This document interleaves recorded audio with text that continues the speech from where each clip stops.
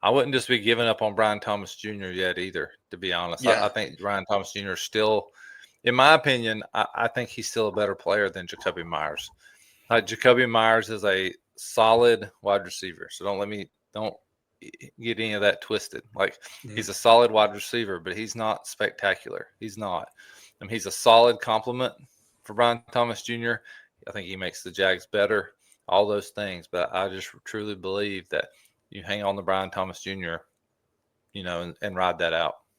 Yeah, I think holding on to Brian Thomas Jr. is probably the right play. I think you could, if anything, try and move Brian Thomas Jr. If you're looking to get a spot for Ray Davis, try and trade him. I mean, I understand injury. He didn't practice today. Maybe he doesn't play this week, but he still has some name value. I mean, against Seattle, he scored 19 points. Against the Rams, 7 targets, 3 catches, 31 yards. And then, of course, last week against the Raiders, 65% of the snaps where he got injured, 5 targets, 3 catches, 55 yards. He's still good enough to play. So I wouldn't be looking to just get rid of him. Now, that being said, Coach, let's talk about Jakobi Meyers. Jakobi Meyers, the former wide receiver for the Las Vegas Raiders, gets traded to the Jacksonville Jaguars, which adds to that room, Coach. We saw Travis Hunter hit the IR. BTJ is banged up right now. I mean, is Jakobi Meyers someone you'd be willing to buy if he's out there? I am willing to buy Jakobi Meyers. I'm just not going to pay a gigantic price to do it.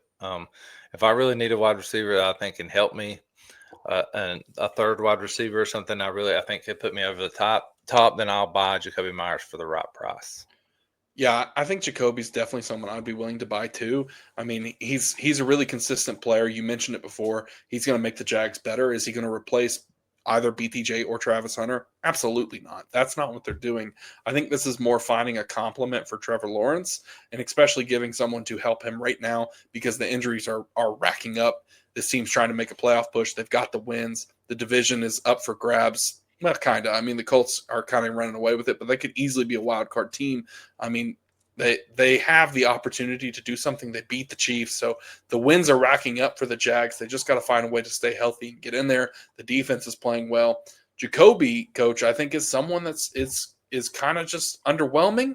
When you say his name, I think he doesn't really have the name value. It's not a sexy pick, but at the same time, I mean, we're coming off a year where he had 1,000 yards, 129 targets, and 87 catches, where he finished wide receiver 23. Year before that, wide receiver 24. Year before that, wide receiver 28. If Chris was in here, I could already hear Cronster saying that he didn't have a single drop in 2024. And if we know anything about the Jags, Coach, it's that has been a struggle.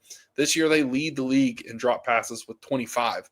Last year, they were the league leader with 25 over the entire season as well. So I think the Jags have had this issue with catching the ball for some time. Part of it is Trevor Lawrence too, and he deserves some flack there. But talking about these wide receivers, Coach, we've both noted it, that it's been a problem for them. And Jakobi, has solid hands. And the GM said it today. That's his superpower. He doesn't drop the ball. Yeah, well, it's also like it's a really interesting thing considering the Jags more or less traded for a rental here in Jakobi Meyers on the expiring deal and gave up multiple picks to do so. So you would think it's possible they feel good about signing him long term. If that's the case, then this offense would have 3 pieces moving forward. But right now, like you said, he is 100% a compliment for Trevor Lawrence to go alongside of BTJ and Britton Strange when he comes back healthy, which is coming soon. I don't know if it's this week, but it's coming soon.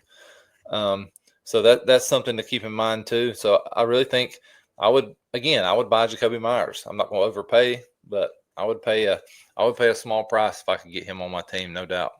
Yeah, and we'll get back to the questions here in just a second. I've got one question as a follow-up for you, Coach.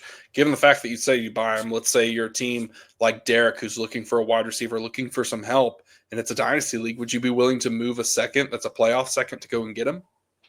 Yeah, I would feel really good about moving a second for Jakobi Meyers. Mm-hmm. The question is, would you pay a late first to do it? I would not, no.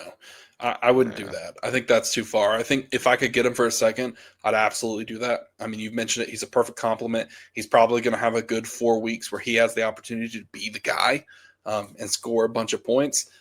If Trevor Lawrence in this offense gets humming, which we've seen them spread the ball out, it hasn't been a hyper fixation on just BTJ. They've moved around. then he has a real opportunity. And who knows, maybe when Hunter comes back, he spends a little bit more time on defense as opposed to offense with the addition of Jakobi Meyers.